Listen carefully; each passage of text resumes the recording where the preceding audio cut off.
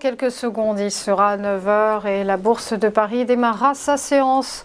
On va donc s'intéresser ce matin au CAC avec vous, Hervé Dupré. Bonjour. Bonjour Roselyne. Vous êtes trader pour compte propre et gestion indépendante. Alors l'indice parisien a maintenu les 7000 points hier, toujours perché au-dessus de ce seuil psychologique, au terme d'une séance bien calme, on l'a dit, en l'absence des opérateurs américains. Exactement, la journée d'hier était une journée plutôt inexistante, donc on est aujourd'hui en jour 1 et je dirais qu'on est sur la lancée du trend depuis le début de l'année. Malgré la surprise de l'amplitude des journées qui se suivent, on arrive au-dessus du palier des 7000.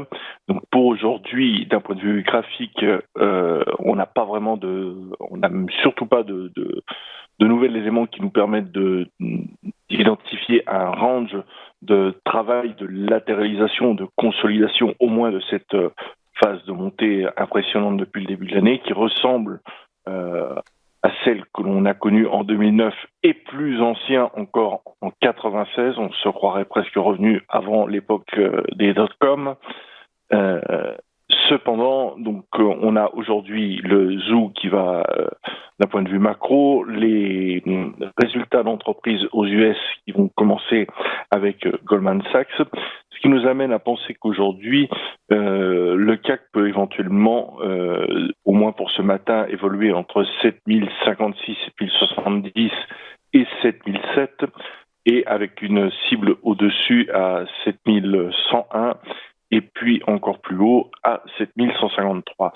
Il est difficile, avec le peu de volume dans le marché, d'identifier un range qui va se mettre en place, non pas pour jouer un retournement massif de marché, puisque, je le rappelle, la force des acheteurs avec l'arrivée des flux est quand même suffisamment impressionnante, mais au moins pour jouer dans un premier temps un retracement, pour pouvoir revenir se placer à l'achat, même si le prix ne sera pas le plus optimal.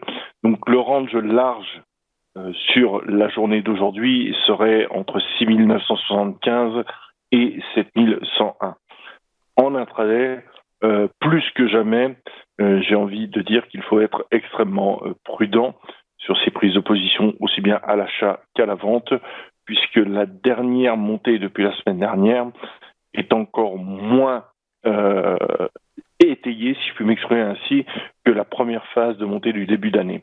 Donc l'idée n'est pas d'anticiper un fort retracement pour le moment, puisque graphiquement nous n'avons pas d'éléments, mais de continuer à travailler des petits mouvements intraday pour essayer de se nourrir, comme on a l'habitude de dire, sous le mode faute de grive, on se contente de merle, en attendant d'avoir un élément graphique qui permette de viser une amplitude un peu plus grande.